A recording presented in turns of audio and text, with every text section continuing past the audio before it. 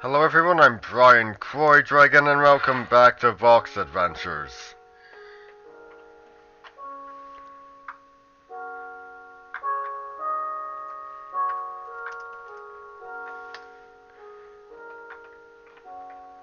Here we are on Paradise.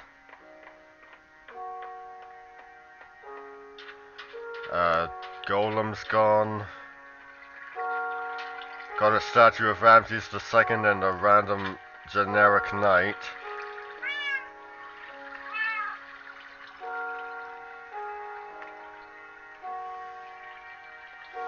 Got a doorbell. I have a cat too. Miku's cat is in here because...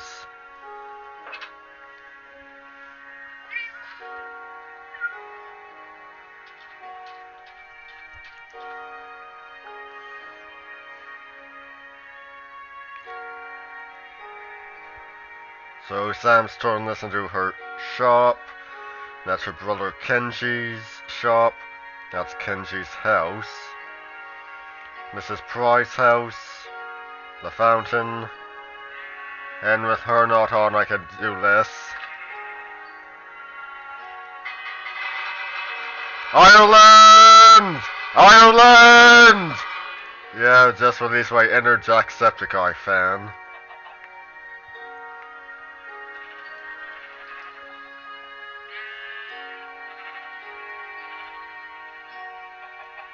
Yeah, that's Sam's castle in the making. Got a pool here.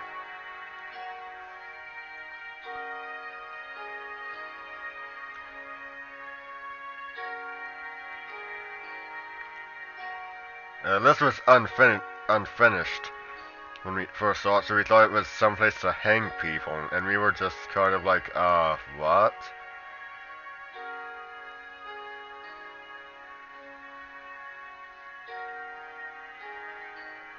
This is the Yellow Garden.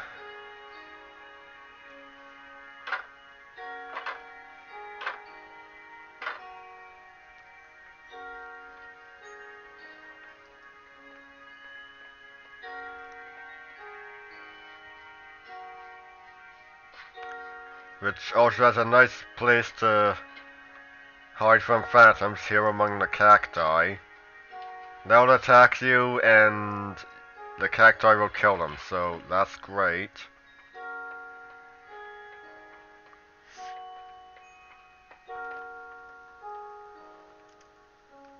Now let's go check out Diamond.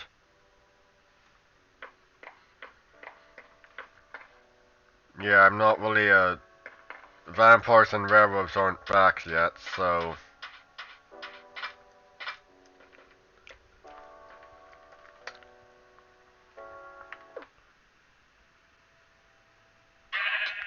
Jeez, what keeps happening? What do I keep... No, what's going on? Why does that keep happening? What am I spawning inside of?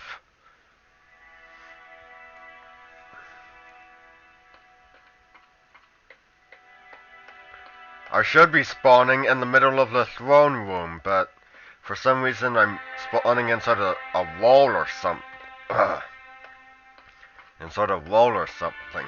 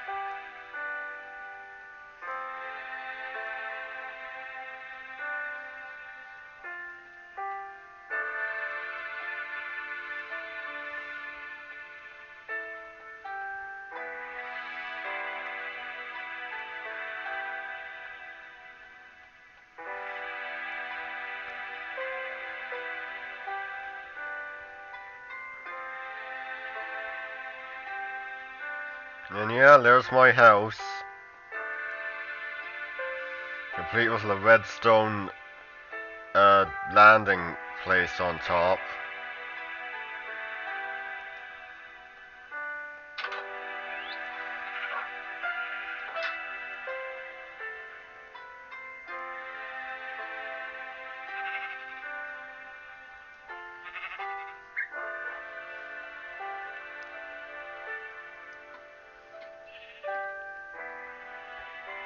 One of those heads is supposed to be raids. Not sure which one.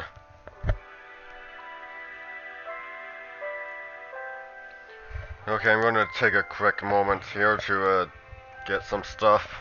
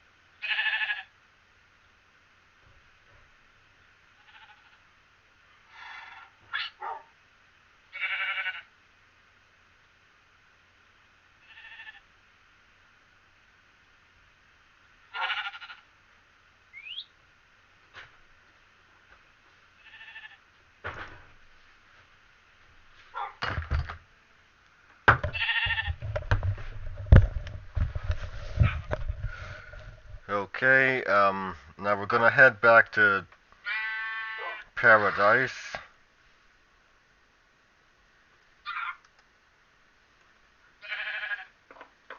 Actually, hold on 1 second.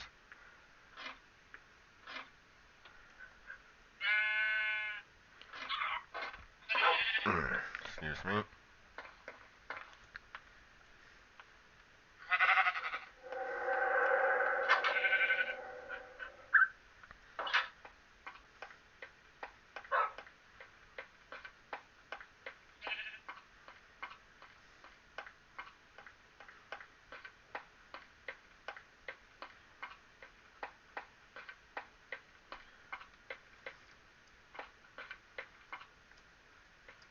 Yeah, I'm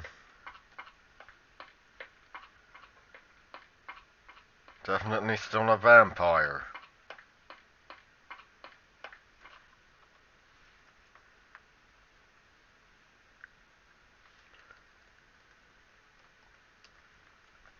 Actually, let's see if we can... A long time since we've been here. It's nice to see an old place again.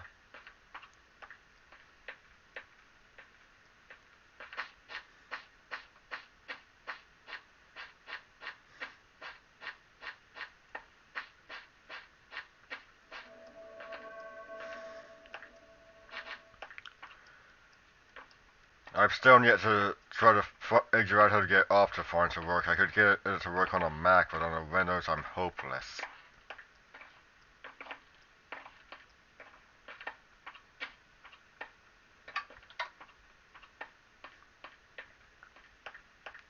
Of course, Optifine's not at 1.15.2 yet, so not really a point in trying to get it to work at the moment.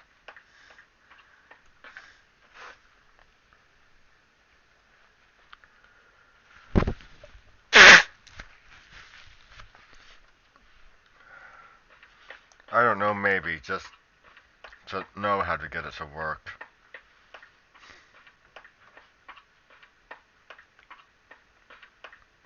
Now Alex wants to come in. And he's in. What? Hello? Yes?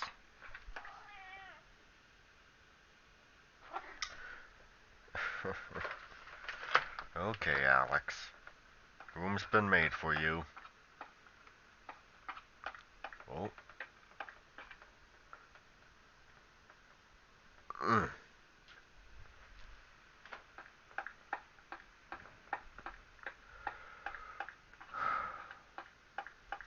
Alex, tail down.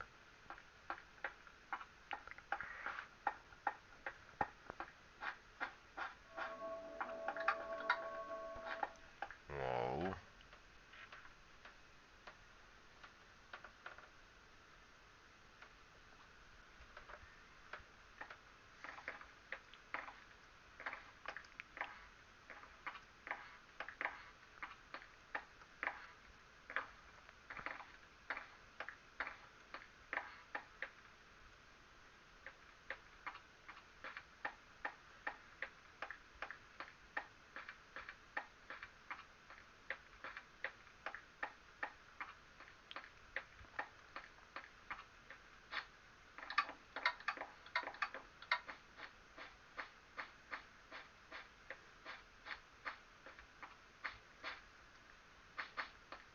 So, what can I talk about?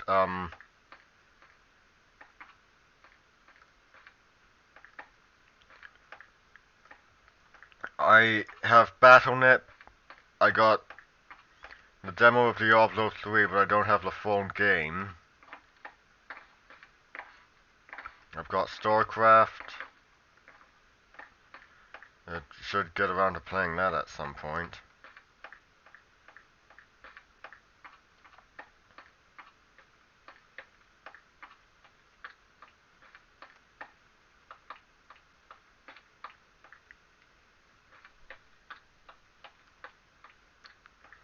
Uh, season 4 of The Last Kingdom is now on Netflix for us to watch.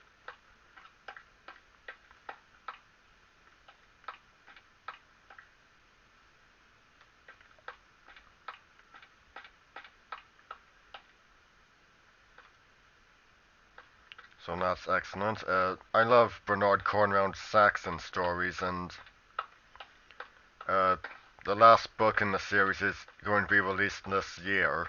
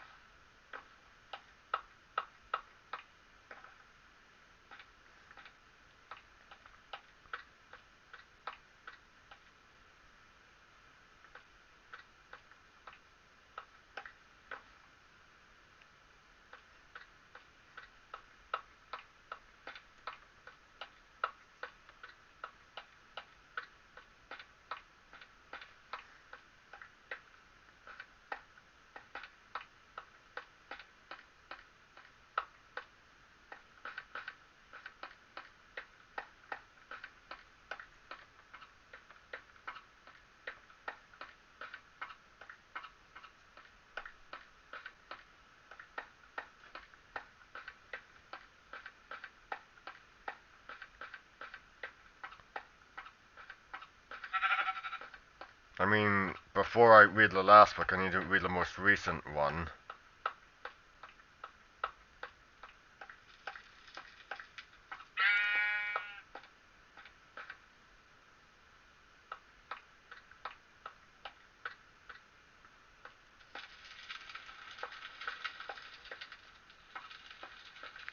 As for what I'm currently reading the novelization of King Kong, the original, in both senses of the word.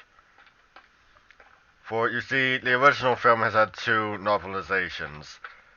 The original by Edgar Wallace, and then the pointless rewrite by Joe DeVito and Brad Strickland, which only has a difference of a throwaway line to set up their sequel, Kong, King of Skull Island, and having Jimmy survive.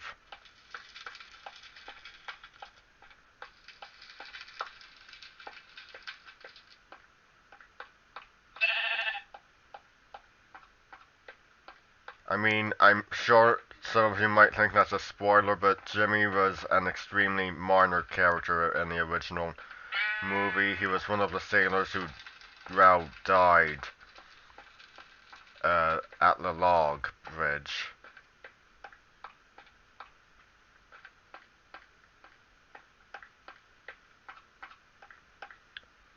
Of course, he's probably more notable in the Peter Jackson film.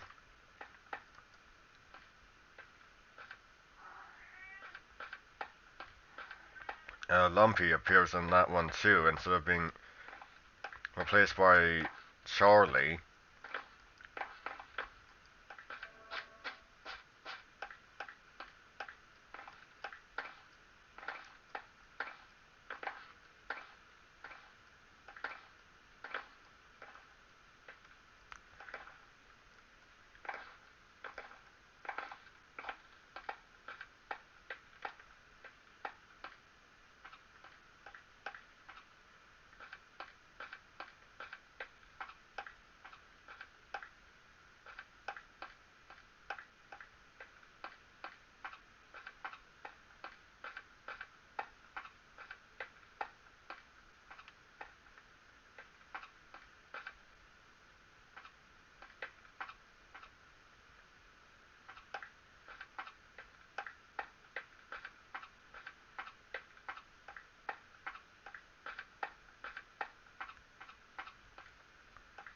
The book's good, very good. Of course, you have to remind yourself that you have to remember it was written in the 30s, so keep that in mind. Uh, you get to Skull Island by chapter 6, and we meet Kong by chapter 9.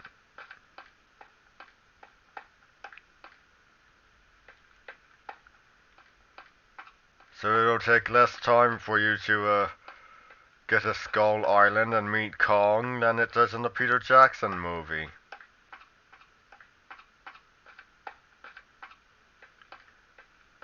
I mean, I like the movie, but as with many a Kong fan, it is simply too long. And of course, in true Peter Jackson fashion, he released an extended edition.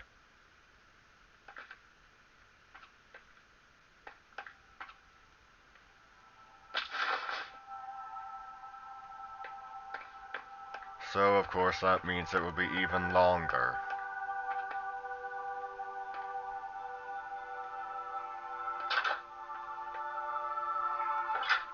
What? Yes? What's up, Alex? Are you wondering why I'm recording again in the morning?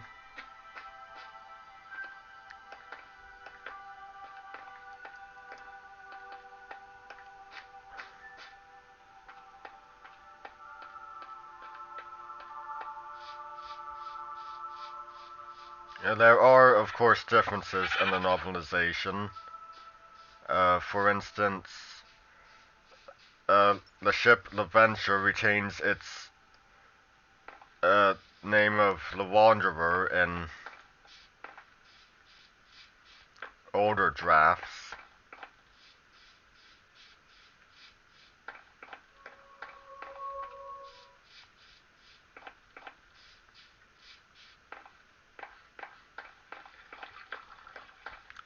Kong has a fight with a trio of Triceratops.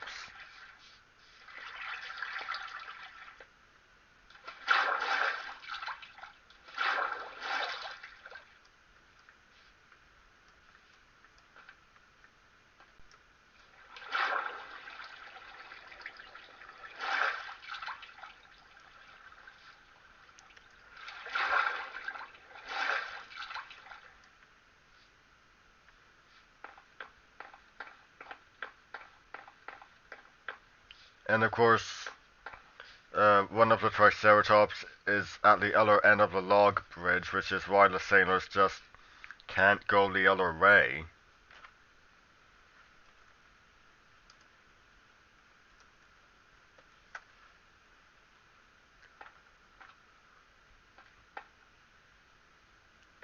A neat little throwback. I mean, not as much a throwback, but it's something that didn't make it into the final film.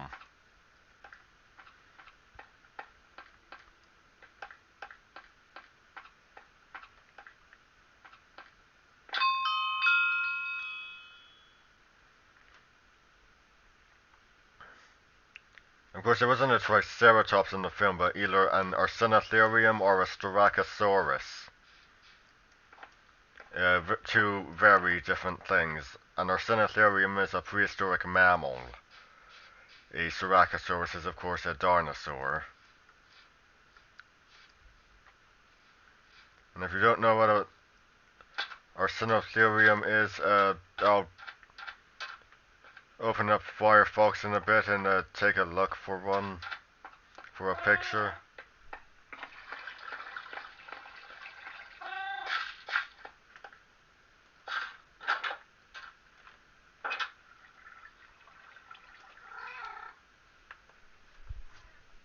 I mean, I'm hoping you know what a Styracosaurus is.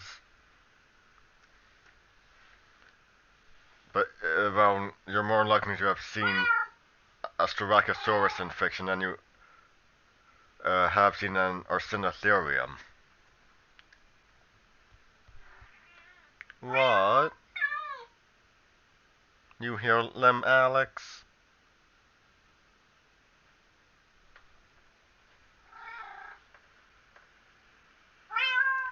There we go. I mean, the skeleton of one appears. A skeleton of an Arsinotherium appears in the movie Up.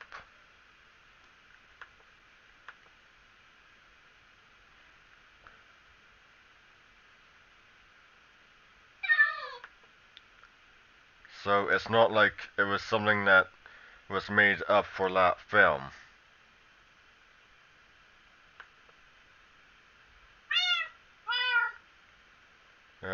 Okay, hold on here.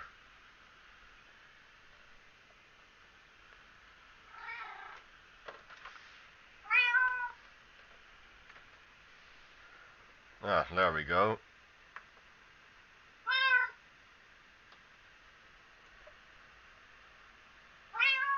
Image. Okay.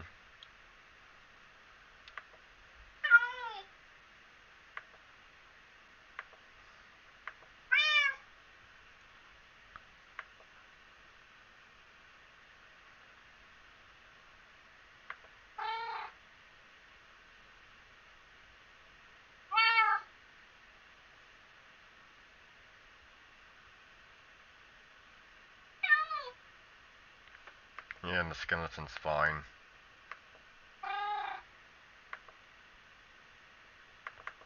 Don't need another.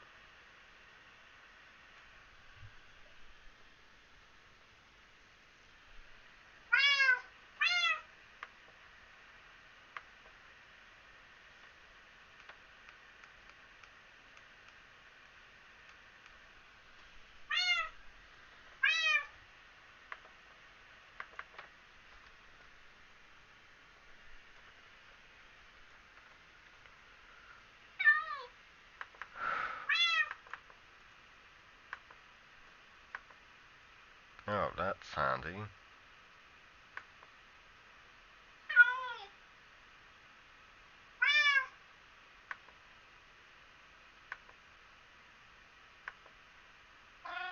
Yeah, so there you go. That's what an arsinotherium is.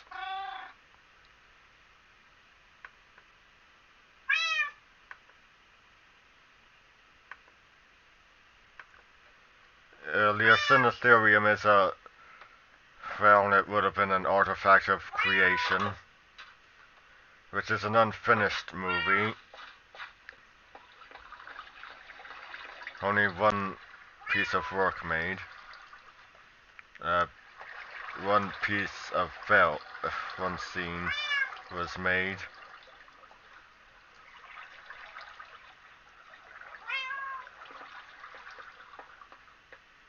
Oh right, you probably want to see the diving board, which Molly has seen and seems to enjoy.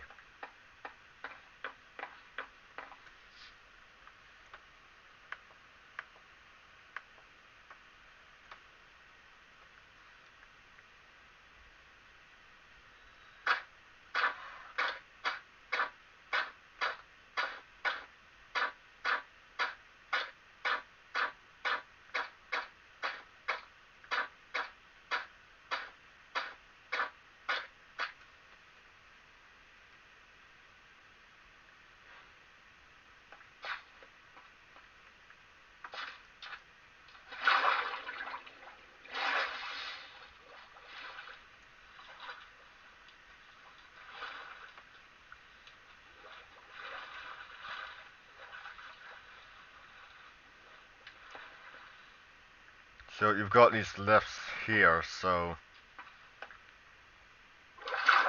we can, it takes less time to get up. We used to have a ladder. It was pretty much made because Miku didn't realize you could just build straight up.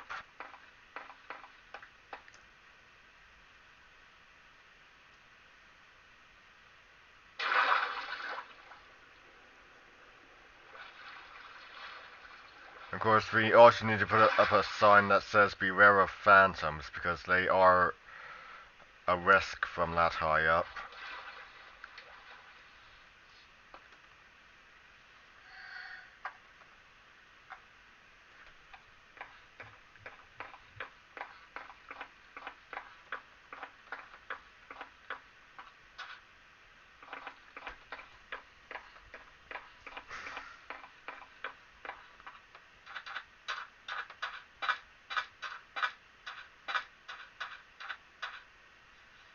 You know, and over here we have our dock.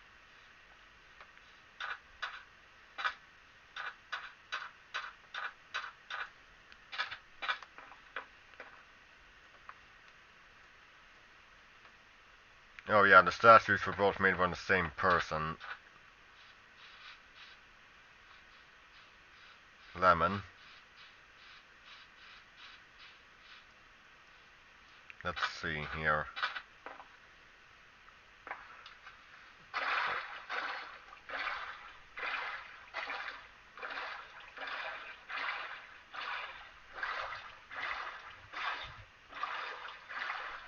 Yes, I think it was lemon.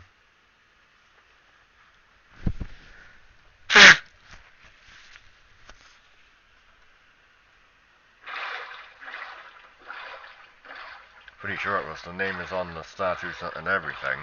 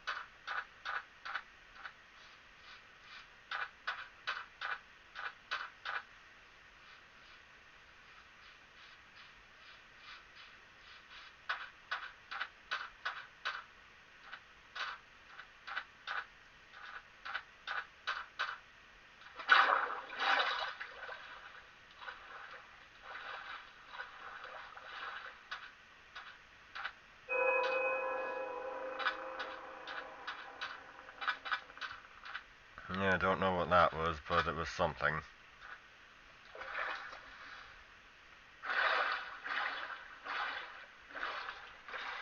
You'll be happy to know I finished writing The Assassination of Caligula, and I've since moved on to writing Glory of Hera. A name which, well, it's not as, doesn't exactly tell you what it's about as much as the assassination of Caligula does, but, well, the subject of the story is Heracles. Heracles is descendants, the festival in honor of him. Yeah, it covers a lot of things.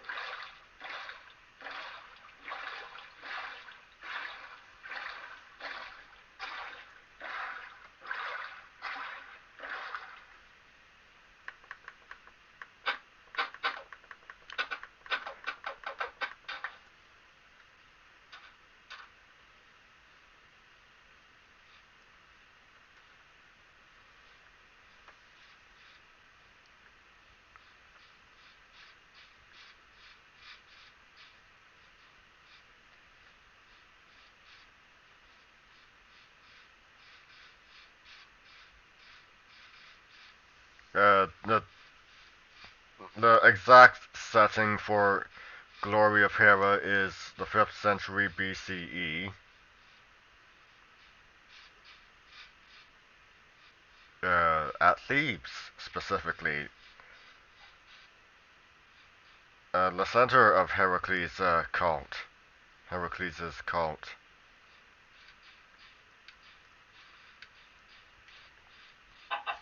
Now, at this time, Greece was going. Well, there was the Sicilian Wars, which was going for since about 605 BCE, I believe. And then you have the Peloponnesian War,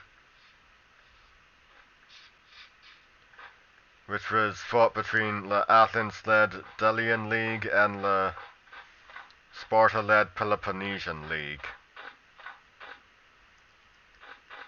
the latter of whom was supported by the Persian Empire.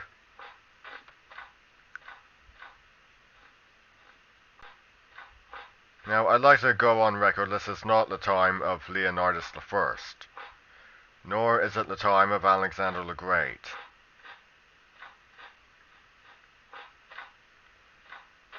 Leonidas' time was before the story, and Alexander's time has not yet come.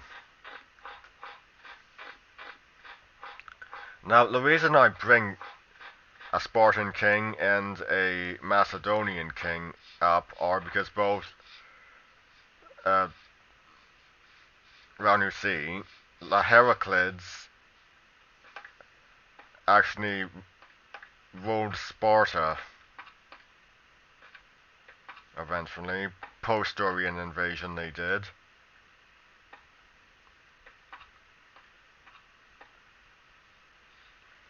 And the first Macedonian dynasty, the Argeads, were descended from Heracles as well.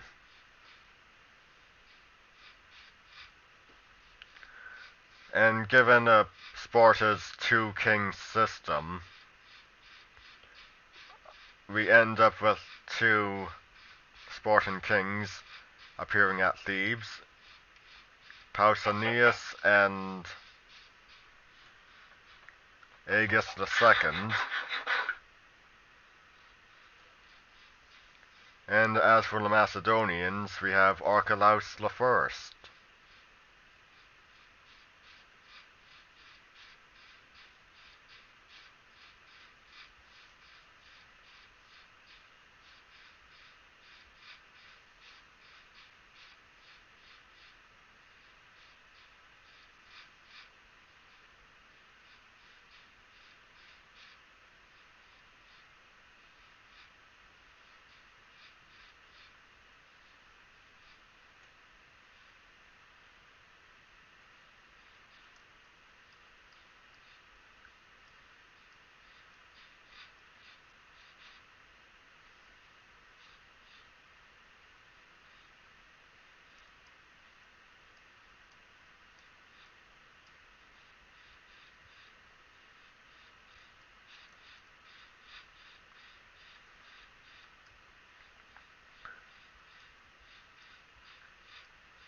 Now, originally, Glory of Hera was supposed to be set during Heracles' battle at Troy. Well, it was supposed to be centered around that story. You know, the one where he sacked Troy? I mean, you probably don't, but the story only lasts about 2 pages, 2 or 3. So yeah, a major expansion would have been required for it to be a 10-chapter story.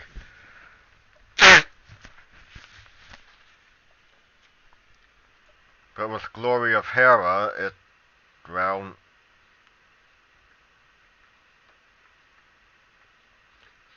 gives me a bit more freedom.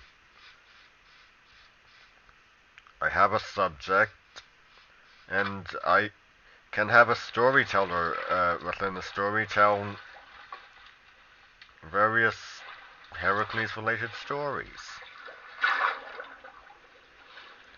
Will I acknowledge that by today's standards, Heracles would be called bisexual, a word that didn't exist in his time? Oh, well, of course. And unfortunately, I'm also going to acknowledge that one of his lovers was his own nephew Iolus.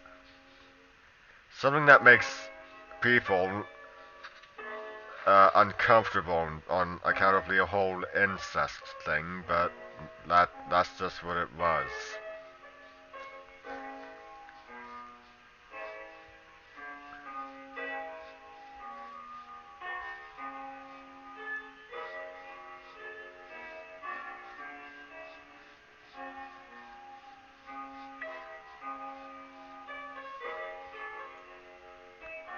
I mean, I can certainly see why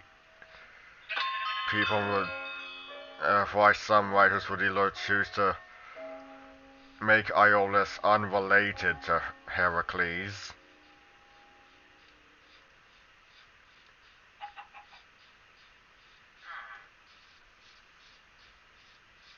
or just not have them be involved that way. Yeah, because let's face it, that's something that's not gonna make people comfortable. A uncle and nephew in a romantic relationship.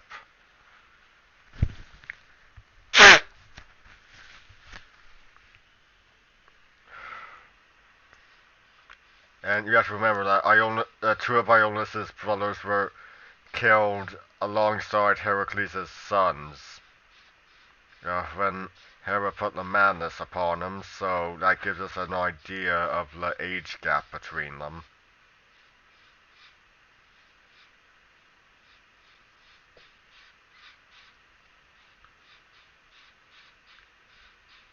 There's nothing wrong with a age gap romance. It's definitely, but there's certainly something wrong when it's someone who is, by today's standards, a minor, and perhaps more wrong when it's someone when it's between people who are related.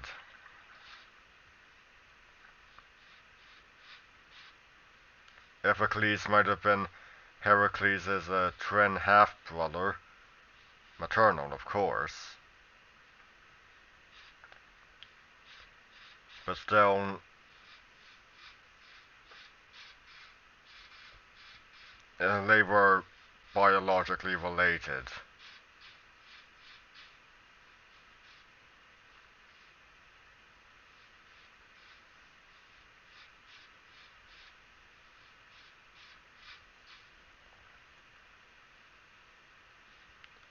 Will I acknowledge Ionis as both nephew and lover of Heracles? Well, I acknowledged that Heracles was both son and great-great-grandson of Zeus, so what do you think?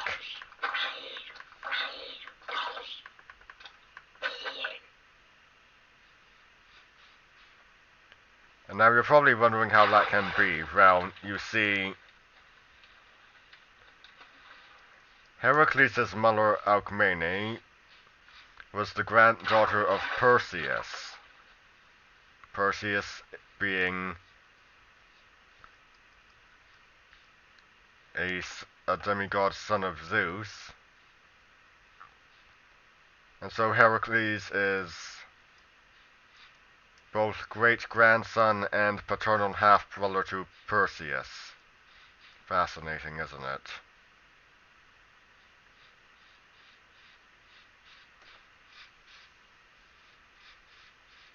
Oh, look.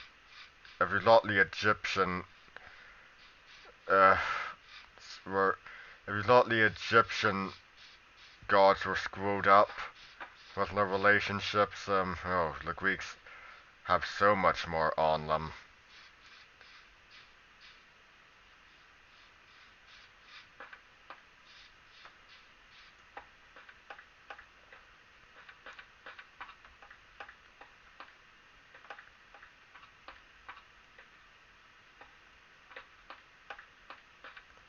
Antaeus was, uh, okay, you probably don't know who Antaeus is, but he was a giant who Heracles fought.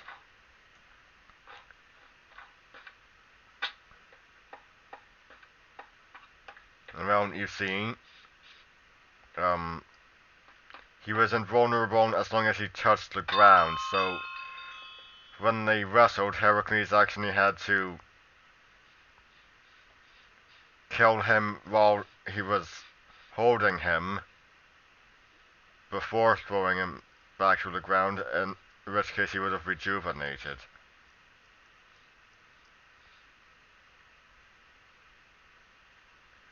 Now, Antaeus was the son of Poseidon and Gaia, and through Poseidon he was Heracles' paternal cousin, and through Gaia he was Heracles' great uncle. Yes, so as I said, the Egyptians have nothing on the Greeks.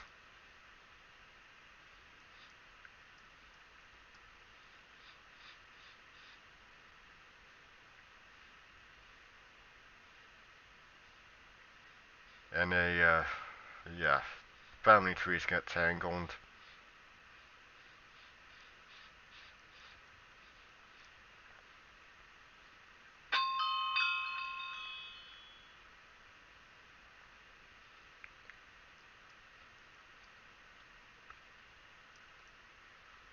Yeah, most of the characters in Greek mythology are related.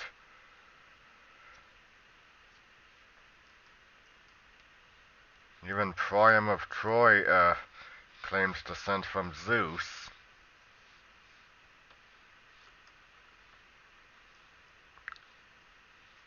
Achilles was the great-grandson of Zeus.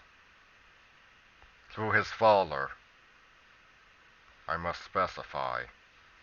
Peleus' father was a demigod.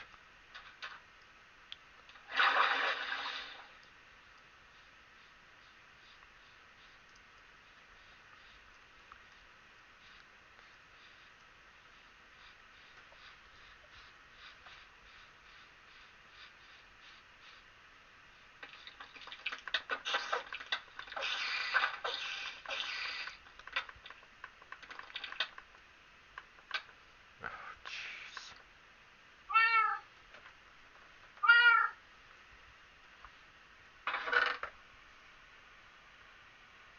Stick, stick, I need stick.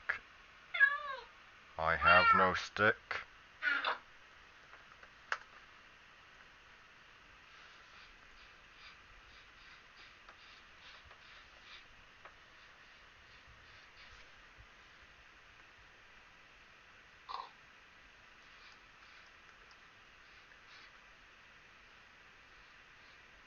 Oh, right, Heracles' final life.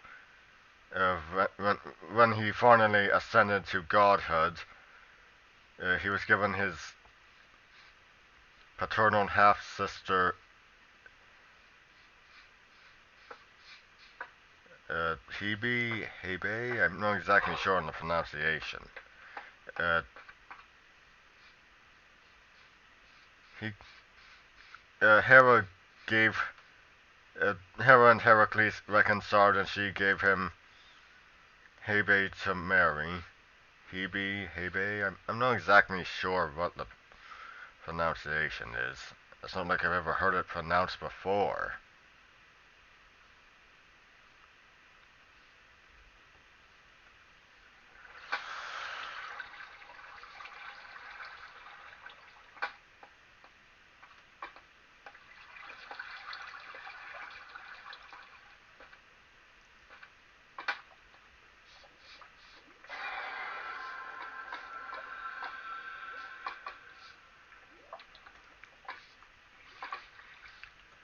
So you have, so again we end up with the recurring theme of Olympians being married to their siblings. Zeus and Hera were siblings.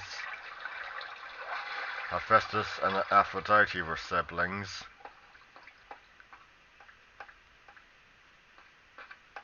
And then you have Heracles and Hebe.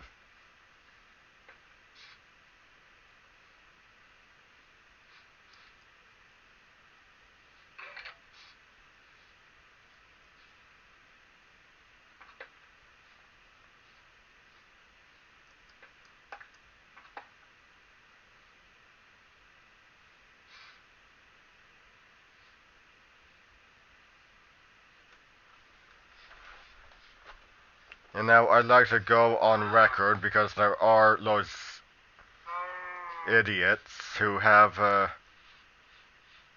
accused Marvel of being anti-Semitic simply for featuring a character in their Heracles comics named Hebe.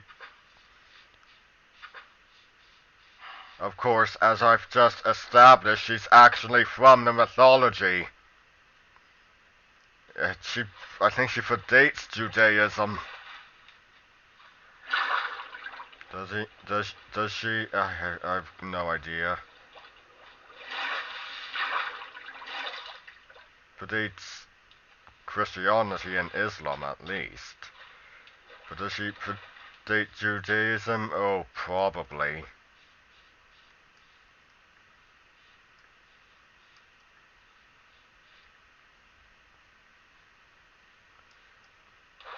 I have no doubt that she does.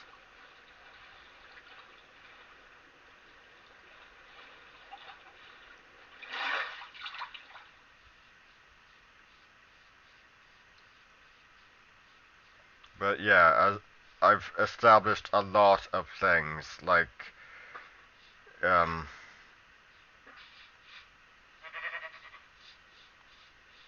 oh, how pretty much a lot of the characters in Greek mythology are related to one another.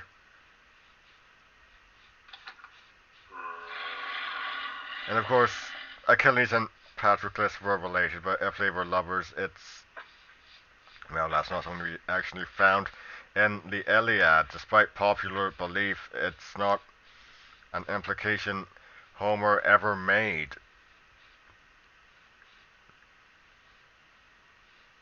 Well, they were related. It's the lover thing we don't know.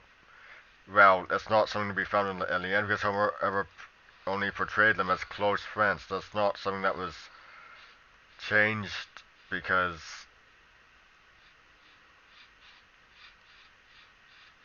well, you know. Yeah,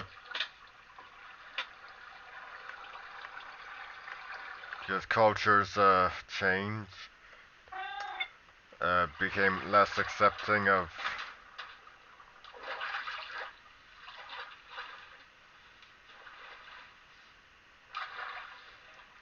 well, what we call other sexualities now. I'm not even sure if it was sexuality or just the culture back then. I mean, a lot of people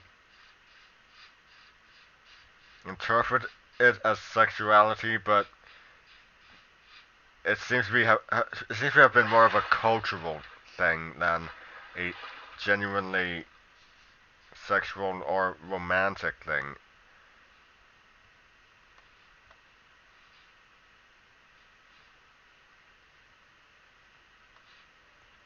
Aristotle believed that true love could only be found between two men, and that women were only good for, well, producing children. And he's, I don't know, I can't really remember things properly. I know that there was, the Greeks had, uh,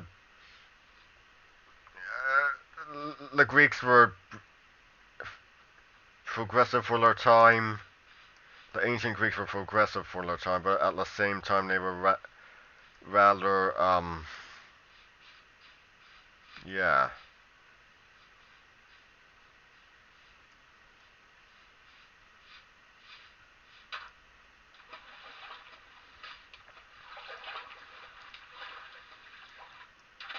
You know where I'm going with this. They could be sexist.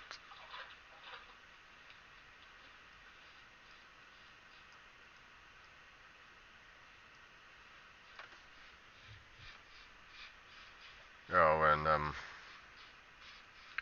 if we're going to be on and going back to Heracles and his nephew being lovers, I'd like to point out that Leonidas the First, his wife Gorga, daughter of his half-brother. Yeah.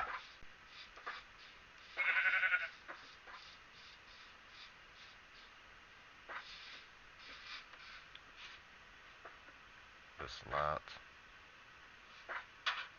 Cyclops? No, wait.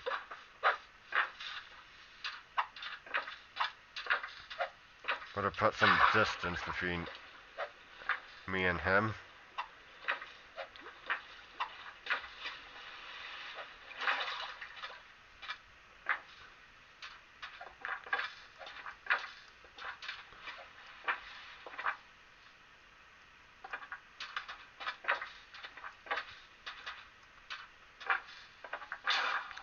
Goodness sake.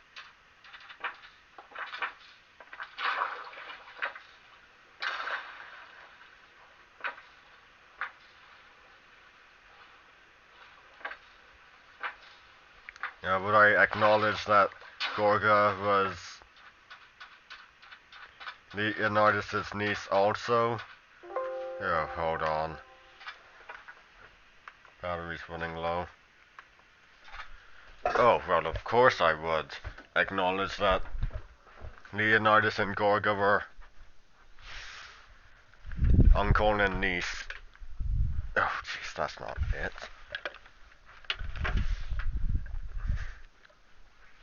Well, if I would acknowledge that Iolaus and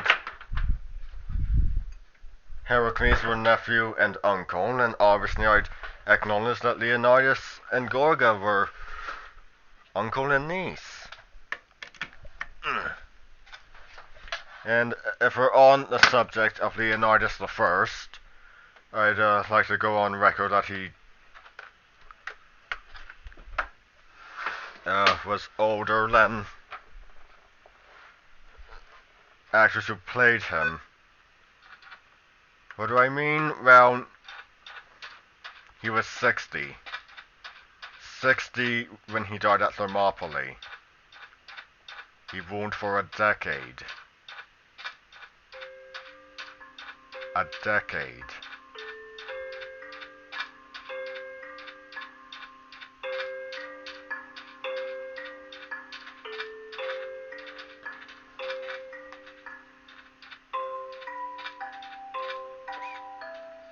Have I seen 300?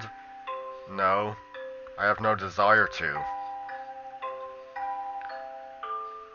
I have no desire to read anything by Frank Miller. The Dark Knight Returns was enough. And I have... Well, The Dark Knight Returns was probably the only good thing he ever wrote.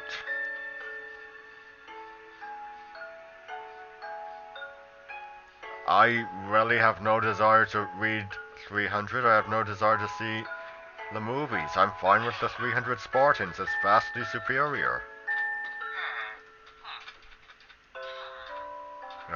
More historically accurate also.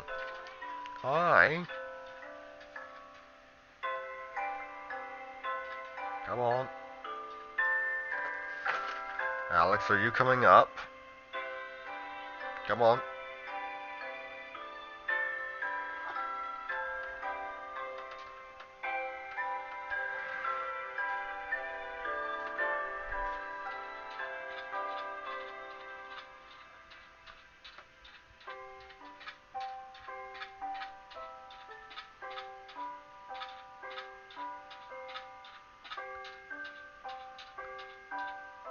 Of course, I'd like to go on record that ruling for a decade does not make a monarch weak.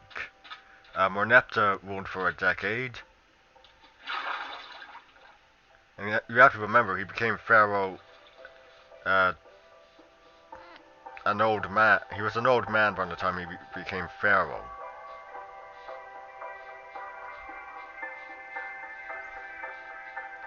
So no one really knew how long he'd ruled for.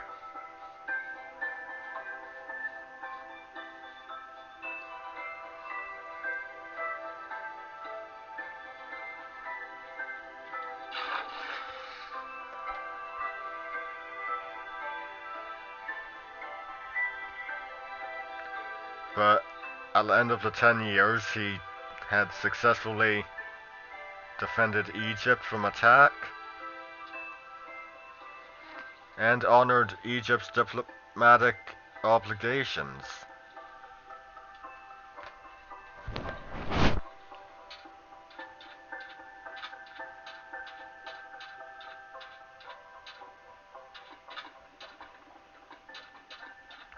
He's only called weak by those who foolishly think he ruled for a shorter period. If you want a shorter reign from the 19th dynasty, I'd look at Ramses I, Seti II, Amenmesi, basically everyone after Merneptah.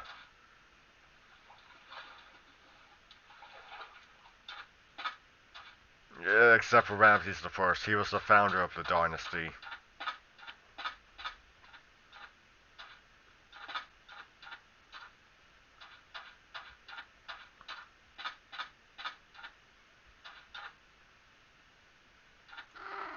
Okay. Now, back to the Heracles and Ephocles thing. We can't judge things by our modern sensibilities. It was a different time. What time? Around 12th century BCE.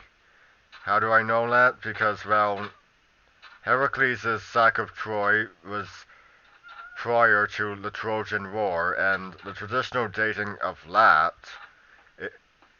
around the traditional dating of that sack of Troy, the one everyone knows about, is 1184 BCE, or really.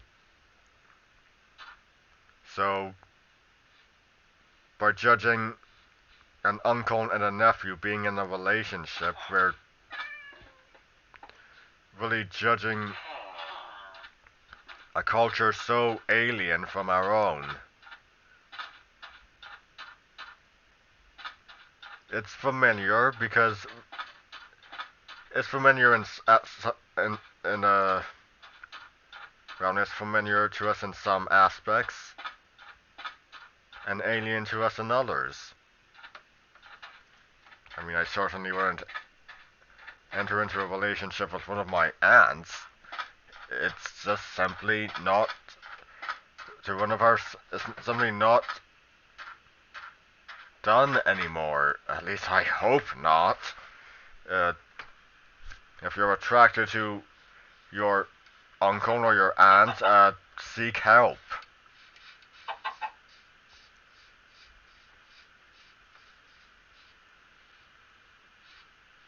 Please. That's just not right.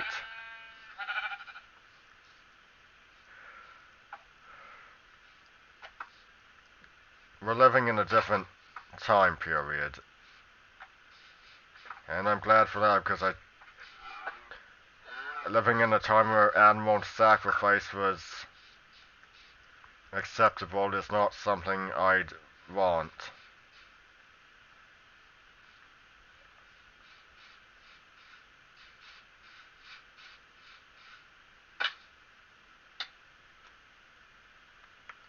Yeah, I miss being a vampire.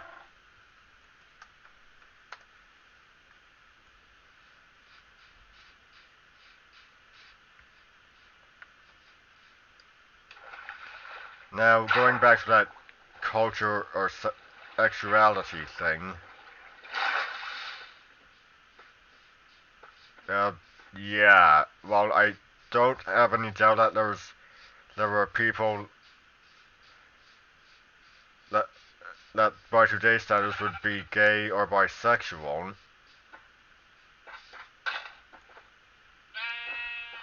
Um, I really don't think it was. I have reason to doubt it was sexual or romantic entirely. I think it was mainly just, well, it was the culture.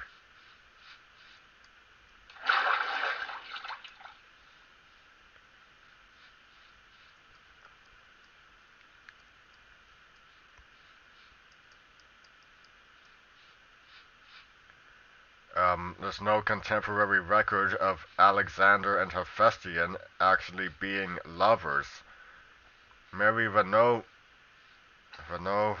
whatever, might have portrayed them as such, but and while she may have done plenty of research,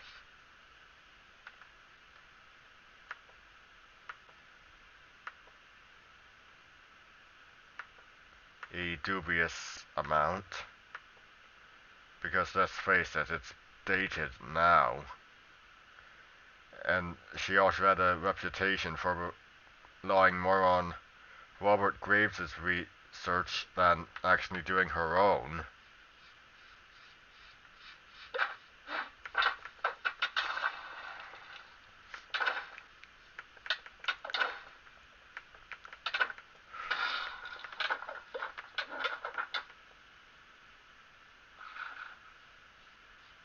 Ugh, jeez, I wouldn't really put Mary Renaud's work at face value. Her research is dated, and well, as I said, she had a reputation for not as much doing research as just relying on someone else's.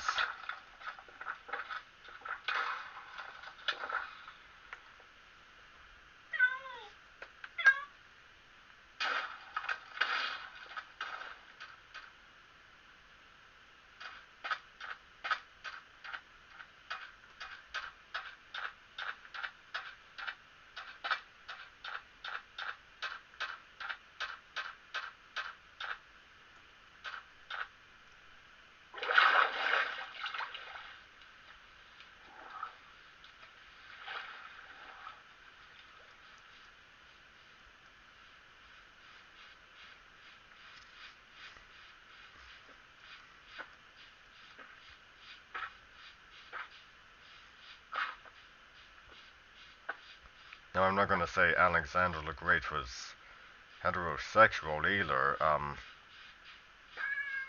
Because let's look at the fact the facts here. He may have had a larger... Well, no, he didn't. He didn't have as many wives as his father did.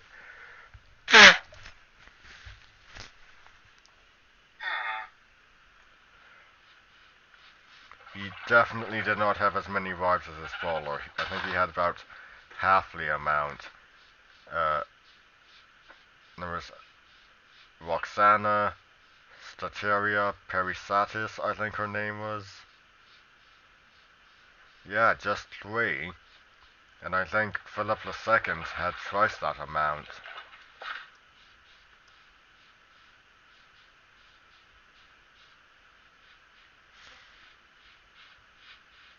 And as for children,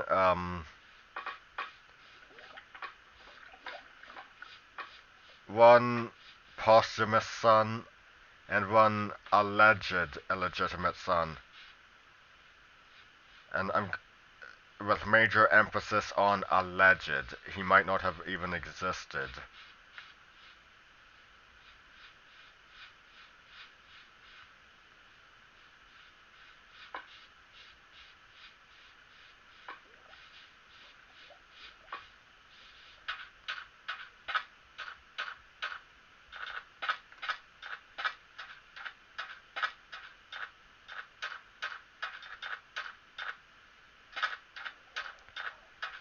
Was there an age gap between Alexander and Roxana?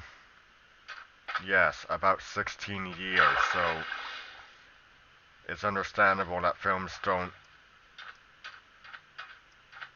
portray Roxana as being, at least I think it was 16 years. Let's see, she was 17 when he died, and he would have been 33 that year, so yes, 16 years younger.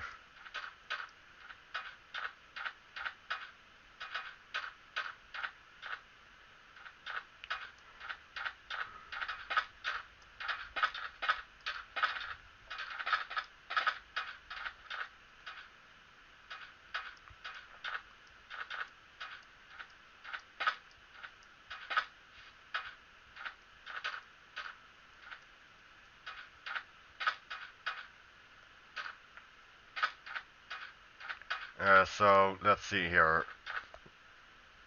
One posthumous son, one alleged illegitimate son. What does this tell us? Well, given the fact that he was apparently planning to conquer Arabia when he died, I think he might have had more interest in conquest than sexual matters.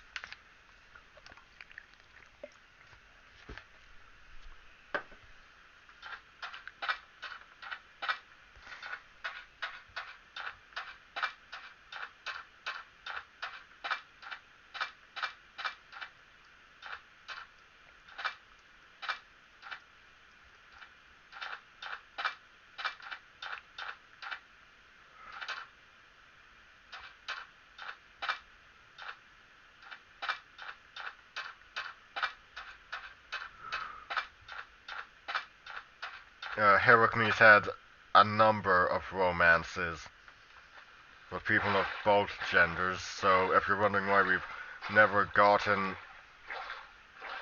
a movie about his love life, well,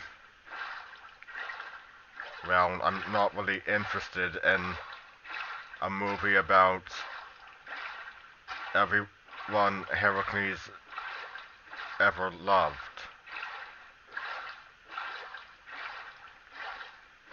Oh, but because let's face it, I'd probably lose interest after... I don't know. Alphalate, maybe?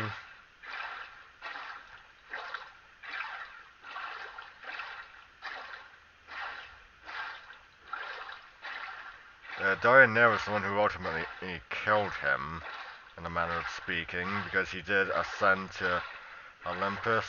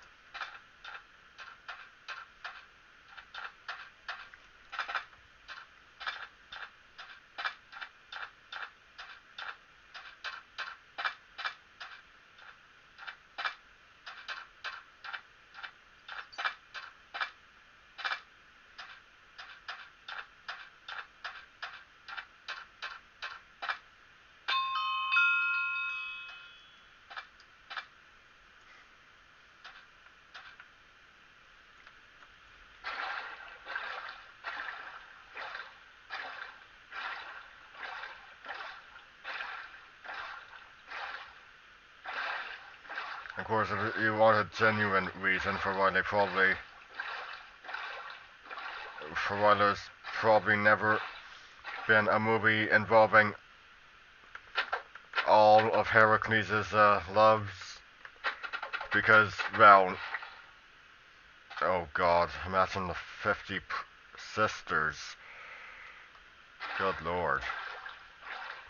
That would be long. It would probably be an 8-hour movie or something. I really don't want to imagine it.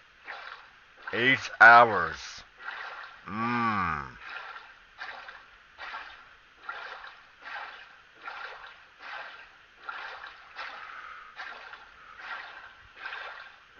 Of course, if you're looking for some good portrayals of Heracles,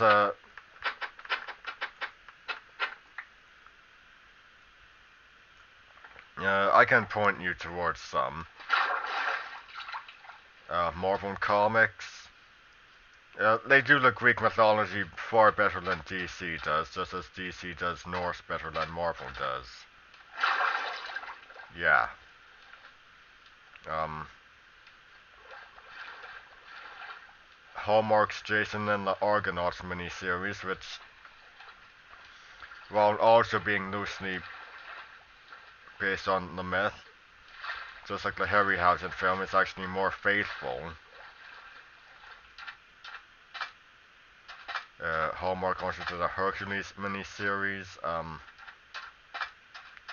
takes celebrities, and even though being loosely based on the story, still ends up being more faithful than other loosely based stuff, loosely based adaptations.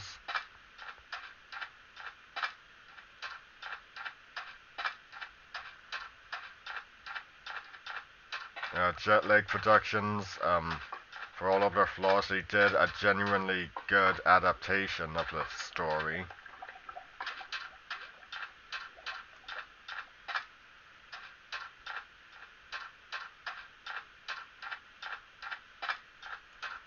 And, of course, need I forget God of War?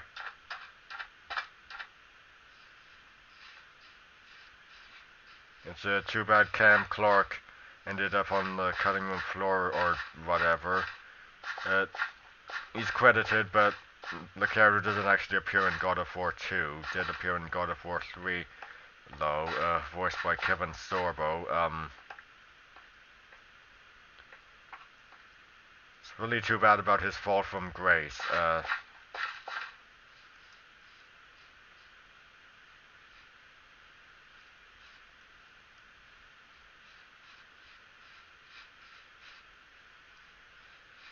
Born the same year as my dad, and apparently he's the one who ends up living into his 60s.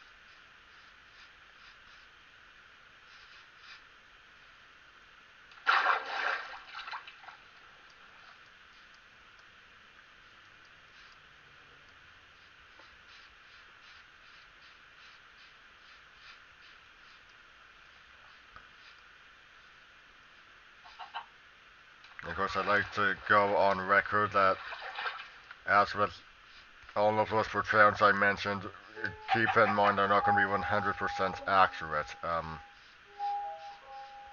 mean, obviously using the Roman name of Hercules is,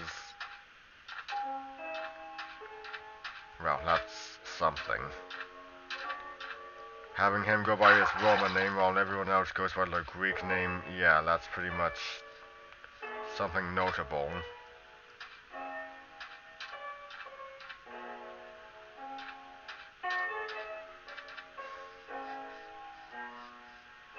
Can't believe I'm gonna say this, but Golden Films actually did a pretty good adaptation. I mean,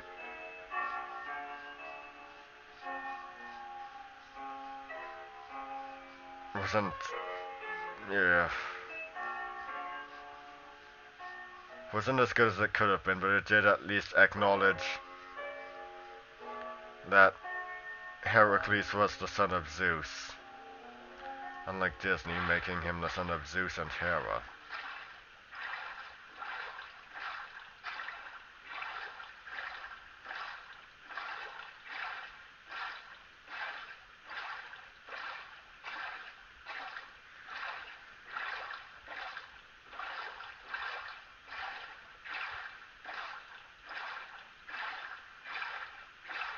Yeah, between the jet lag and the Golden Films production, I'm gonna go with the jet lag one.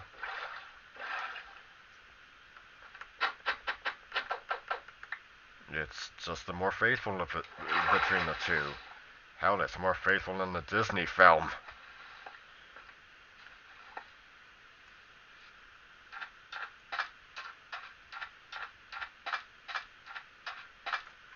Excuse me 1 second. Just wanna check something. What the hell? Where's the space going? I'm not doing anything. Oh, wait. How to delete that Arsinotherium picture later, and that should. Yeah, I updated the drive yesterday. Was that brought me up to 645 free space, and now for some reason it's at 642. I don't know what's going on here.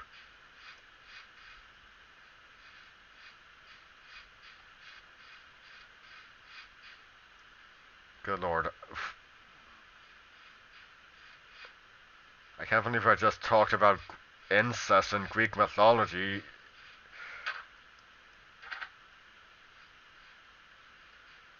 Uh, the subject of sexuality in ancient Greece. Aristotle's sexist stuff. Good lord, what's wrong with me? I doubt other Minecraft YouTubers talk about that sort of stuff. Yeah, whatever, it's what I talk about. I mean, I brought up what I was currently writing. And damn it, if other people won't acknowledge Ionis as both nephew and lover of Heracles, then I will! It needs to be acknowledged! Even if it makes some people uncomfortable. A nephew also being lover to his uncle. I mean, it's for the sake of... Well, it's just being accurate is what it is. Heracles and Ionis aren't going to physically appear. At least maybe not Heracles. Well, Ionis is definitely not going to appear. Heracles maybe. Because keep in mind, he did ascend to godhood. I could have him appear if I wanted.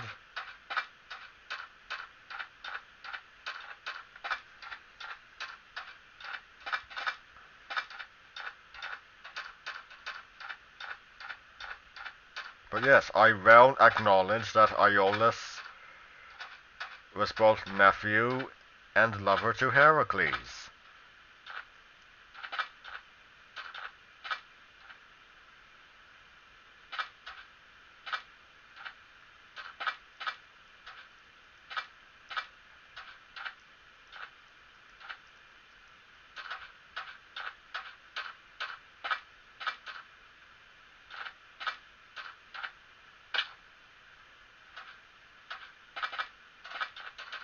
How old were Alexander and Roxana when they married? Well, I'm pretty sure Roxana was 13. Yeah, so keeping in mind the 16-year age difference, that would put Alexander at 29. Yeah, there's a reason why Roxana is never portrayed by someone that young. Uh, on screen.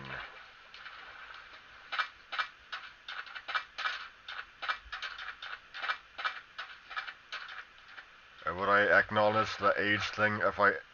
Oh, well, who am I kidding? I actually have such a story planned.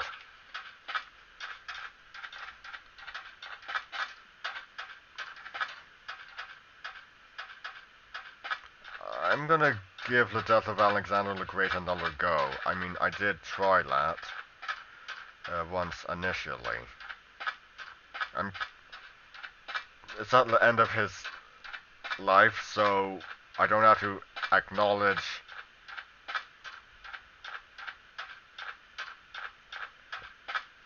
I don't have to make any reference to Roxana having married him when she was when she was 13 years old.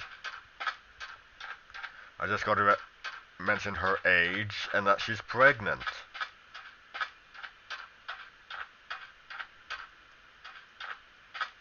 And well, you got to remember it's a different culture back then. Didn't exactly have to be 18 to marry thing.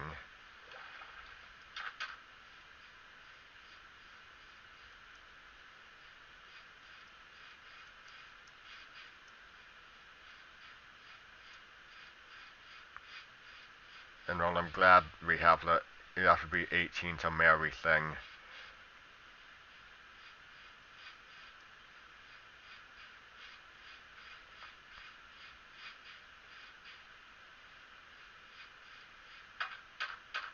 It's... Oh, it would be so awkward to actually... Oh god, I don't want to be on this subject. Let's change the subject.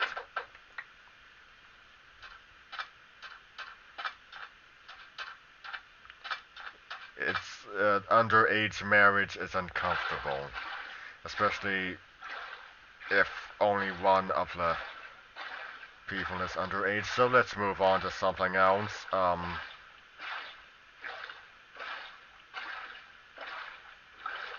So where do we go? Well, back to the Heraclids thing. The Heraclids ruled Sparta for, well, from after the Dorian invasion to Sparta's inevitable conquest by Rome. How long did the Argead dynasty rule Macedon? From Macedon's founding to, well, the death of Alexander IV.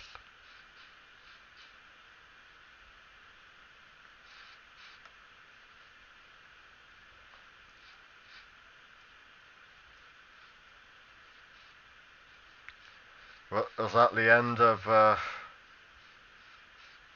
descendants of Heracles? No. Besides the Argead dynasty, basically every noble family in Macedon claimed descent from Heracles.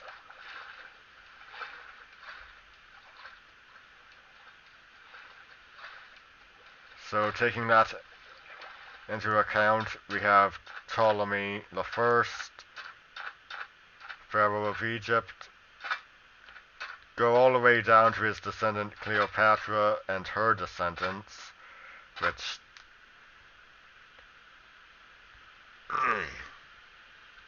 went, who lived well into the time of the Roman Empire, and well,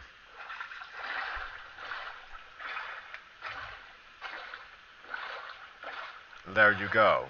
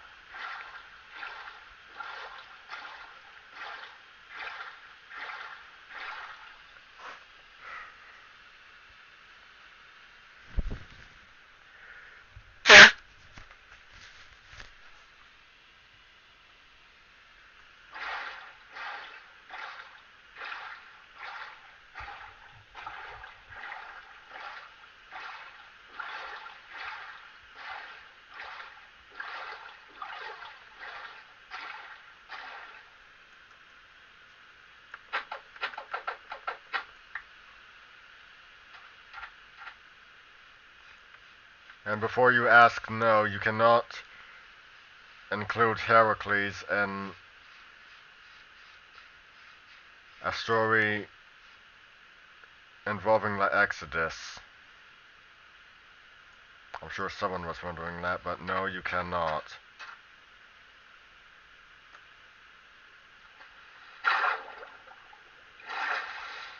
Because let's look at it this way.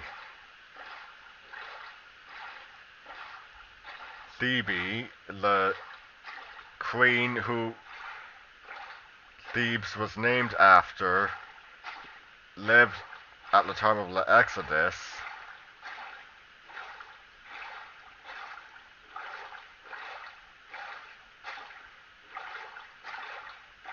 and Heracles came after her, long after her.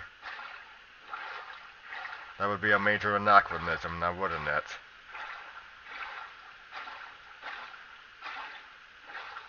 Of course, it's not like such things hasn't happened before. Oh, good Lord, Hercules and Samson.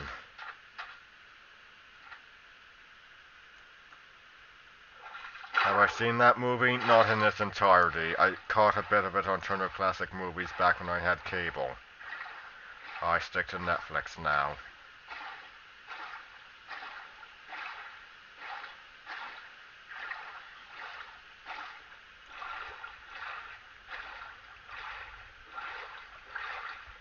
Netflix and YouTube. And occasionally Dailymotion.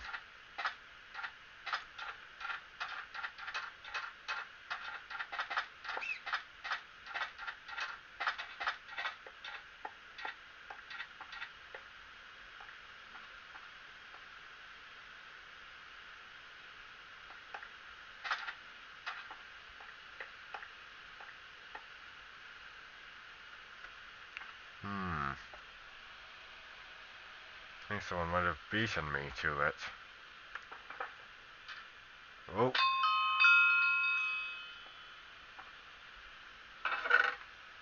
Let's see, a rotten flesh, sand. Oh, saddle. Definitely gonna take that. Take the string.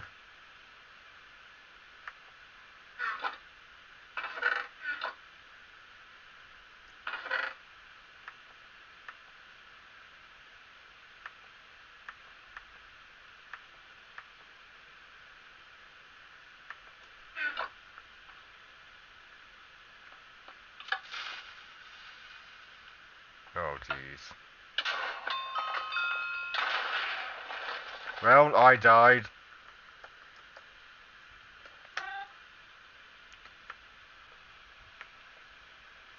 Where the hell even am I?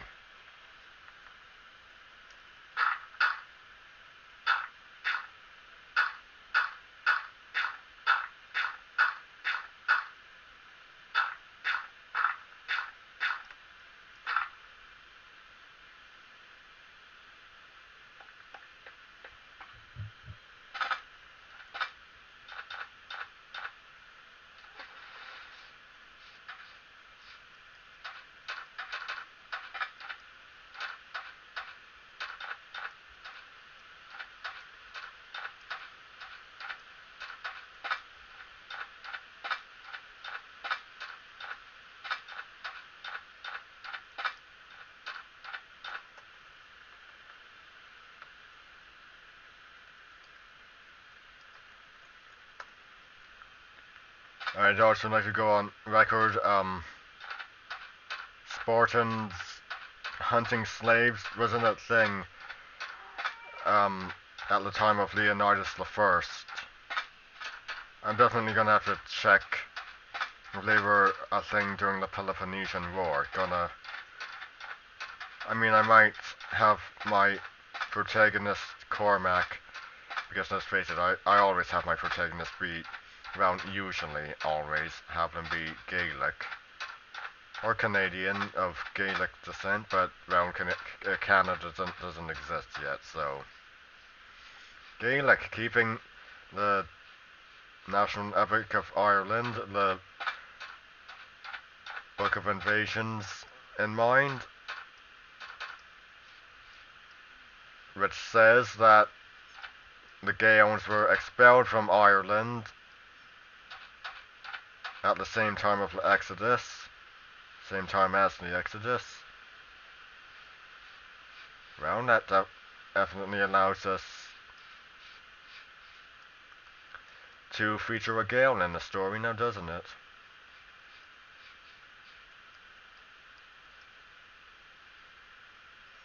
I don't know, definitely gonna have Cormac call out Pausanias and Aegis for hunting slaves. I mean, if the hunting of slaves was even a thing at that time, I'm definitely gonna have to figure that out.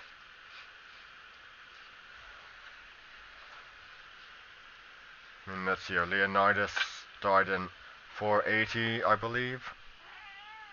What? And the story is set in 405 BCE, so the landing of slaves being post Leonidas, yeah. Not sure if it exactly was, but I know when the hunting of slaves started. Of course, even then, it's not exactly something that I don't even know if it's something I'll bring up in the story, because that doesn't. How does that factor into La Heraclea at all? It doesn't. It's not set in Sparta, it's set in Thebes.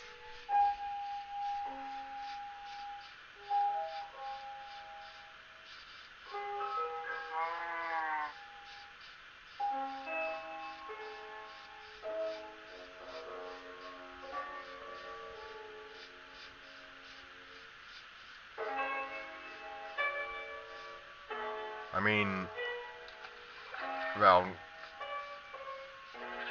hmm. Yeah, I don't know.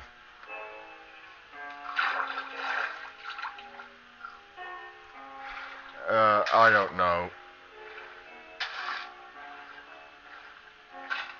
I don't know what to do about that. Does it factor into La Heraclea? No, but two Spartan kings are at La Heraclea in Thebes, so might have it be a throwaway line.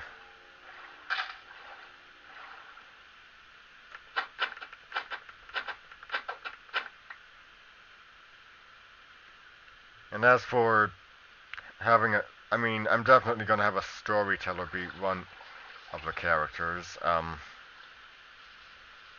Town stories of Heracles. Hmm. I mean, definitely gonna tell the story of Antaeus, the story of Heracles' battle at Troy. Oh, jeez.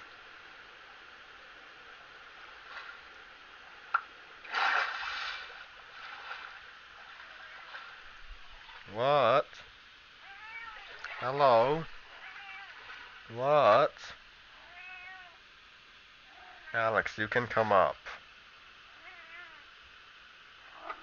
Uh, okay, let's make some room for you. What? Oh, jeez. Yes, Alex, I love you too.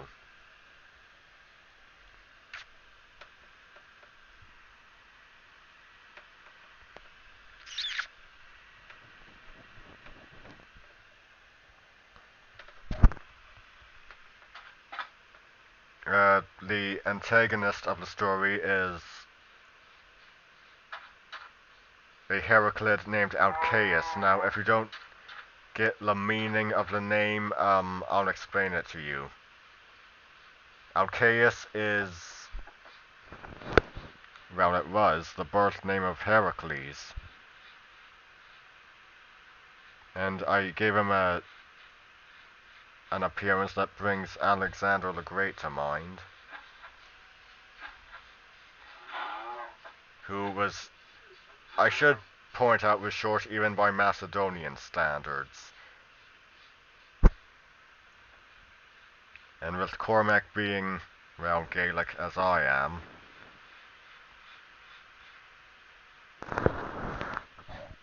yeah, he's taller, because you have to keep in mind that, according to the Book of Invasions, Gordon Glass, the follower of the Gaels, was followed by a Cillian, and Cillians could grow as tall as 6'6", so Cormac is taller than Alcaeus, but in physical description, I describe him as being lean and hungry, which was the description used for Cassius in Shakespeare's Julius Caesar. It's the consistent description I usually go with for my characters. At some point, I'll just go with athletic. I mean, I intend for Harold Merlin to be described as such. Harold being Norse Gaelic. So if you haven't figured it out, he'll be appearing in a story set in the Viking Age.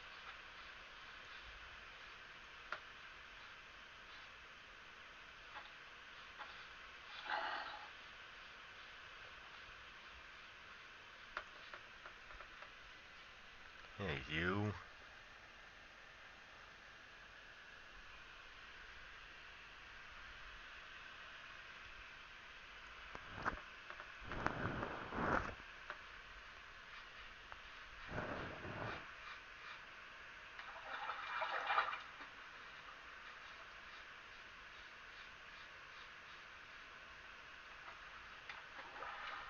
So we have a with Cormac and Alcaeus, we end up with a difference in height and build.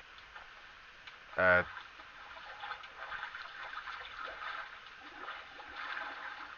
Cormac is tall and has a lean and hungry appearance, while Alcaeus is short and has a stocky and tough appearance. Oh, jeez.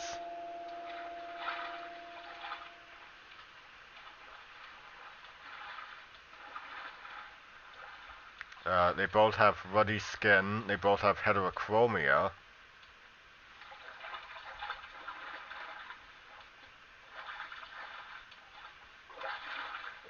Both of them have a blue eye, but Cormac's hair is red, while Alcaeus's is reddish blonde, and as I said, they both have a blue eye, but their other eye is, for Cormac it's green, and for Alcaeus it's brown.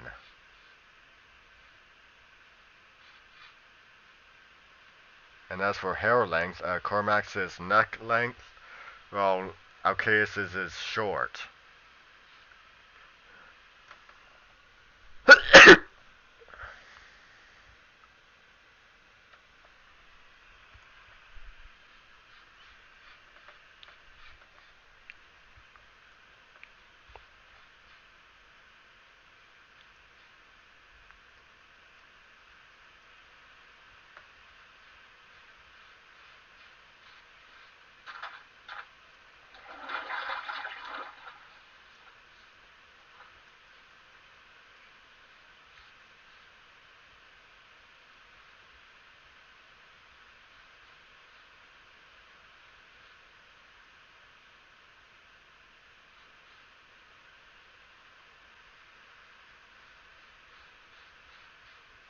And of course, keeping with the subject of Heracles, I have Cormac bluff that he's descended from Ogma.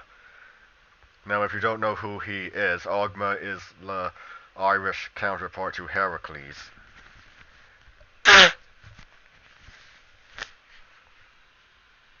They both of them even use a club, so yeah, it's amusing. Is Cormac actually related from, uh, descended from Ogma? I don't know.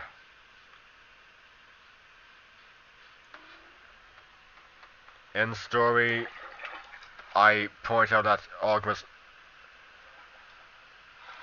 that Cormac's not even sure if he is descended from Ogma or not. It's just a bluff. That he doesn't respond to Alcaeus boasting of his ancestry, of his descent from Heracles, thinking it will make Alcaeus back down, but, well, it doesn't. It just interests Alcaeus and makes him challenge him to a cestus match. Now, if you don't know what a cestus is, a cestus are the ancestor of the modern boxing glove.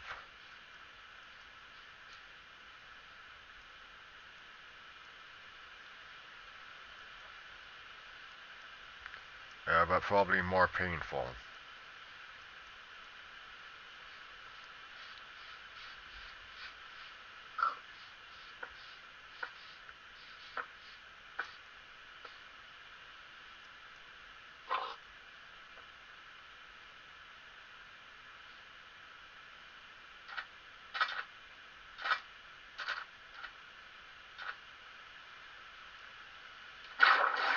And another Cyclops.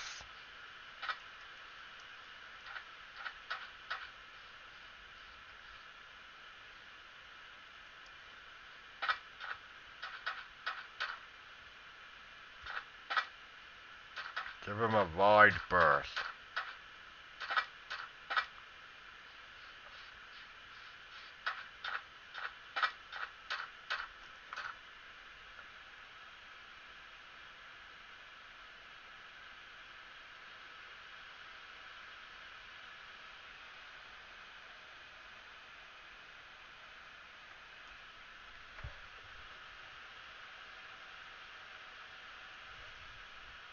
No, no, no.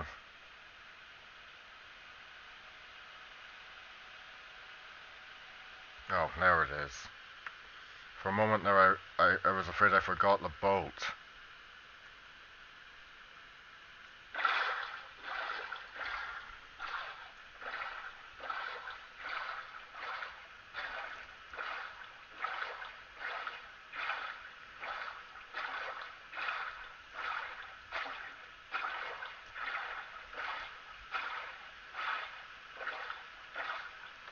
Of course, the story actually opens with around sort of. The first chapter features a lion. So that brings us a Nemean lion analog. Hydra, not sure if I will do a Hydra analog, and looking at the demethified versions, I'm not sure. Gaseous Swamp or I don't know, whatever was going on in the Dwayne Johnson movie. Bandits wearing snake masks? I have no idea what that was.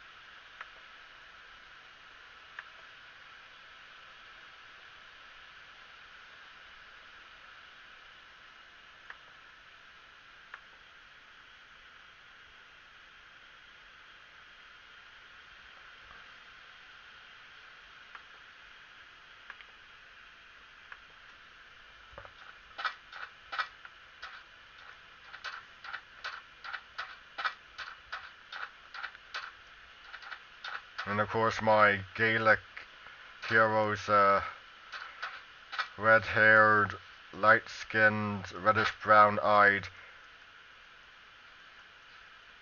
female love interest of story is named Thebe.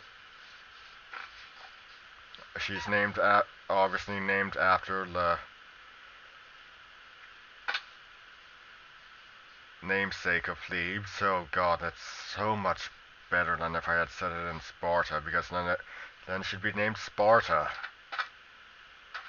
I'm not making that up. Sparta was actually named after a queen of Sparta. Quite literally 100% the same. No one letter difference like Thebe and Thebes. It was quite literally just Sparta.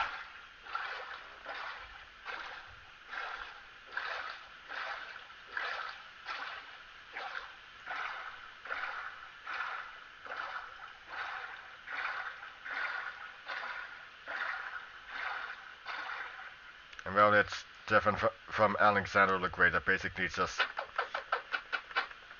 pretty much named every city after himself.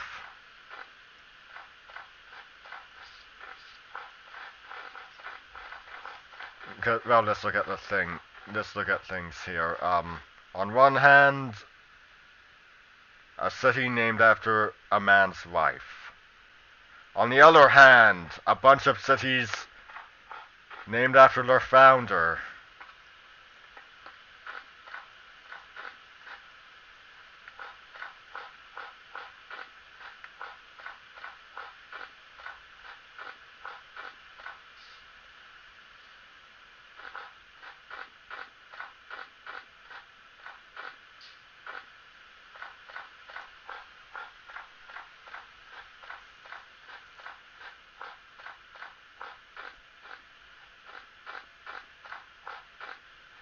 If it had been set in Macedon,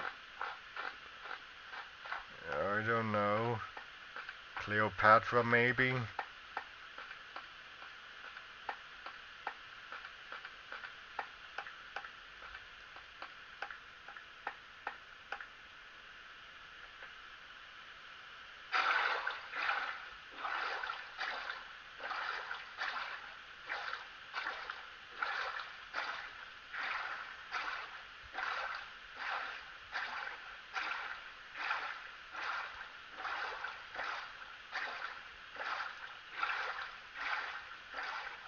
Oh, and if you're interested, the Heraclids are a sub-dynasty, a cadet branch, if you will, descended from the Perseids, because obviously Heracles being the great-grandson of Perseus, that's what you get.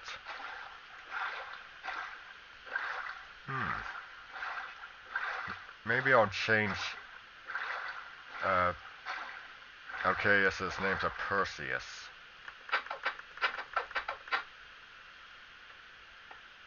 Yes, there's an idea. Have him be named Perseus. Of course, I'm not exactly sure which makes for a better name for a villain, Perseus or Archaeus.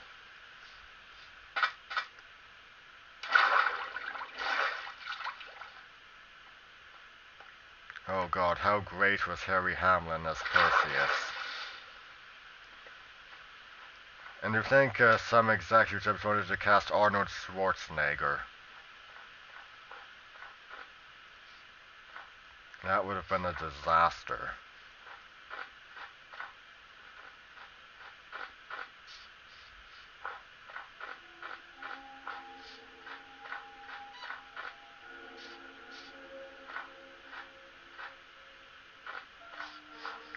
Yeah, there are foxes in Minecraft now.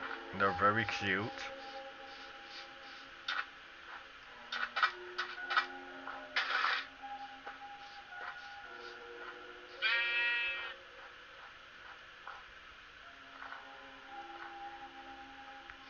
I'd also like to go on record that I do enjoy Kevin Sorbo as Hercules. I just don't like him as a person.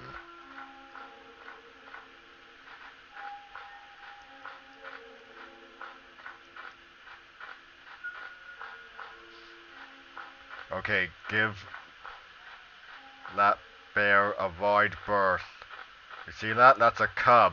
Mothers with cubs will attack you.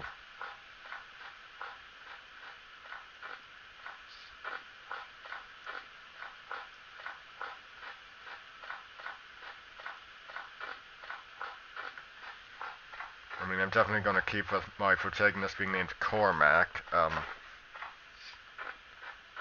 Might mention some of his adventures from the time he left Ireland to see the world.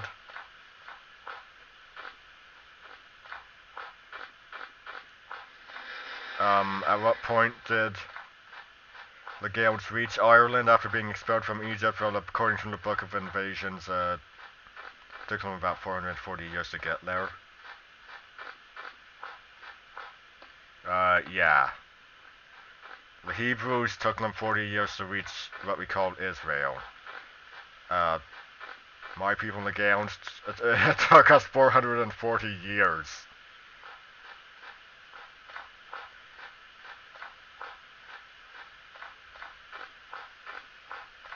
People can criticize the Hebrews for taking them 40 years to get to Israel, which wasn't to Canaan, which wasn't far from where they ended up, but it took the Gaels 440 years to reach Ireland. Yeah. I mean, good lord, they settled. I mean, of course it took them 440 years to reach Ireland. Between settling in Scythia... sheep escaping. Settling in Scythia, then spending 7 years at sea, then resettling in Scythia, and then conquering Iberia after sailing to Crete, then Sicily, and then conquering Iberia and founding Brigantia. What were they even doing the rest of those 440 years? That's what I want to know.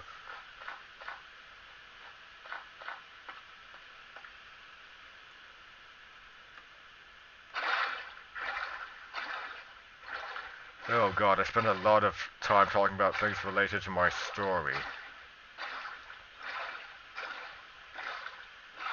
Oh god, how great was Len Burnham as Hercules in the Marvel Superheroes.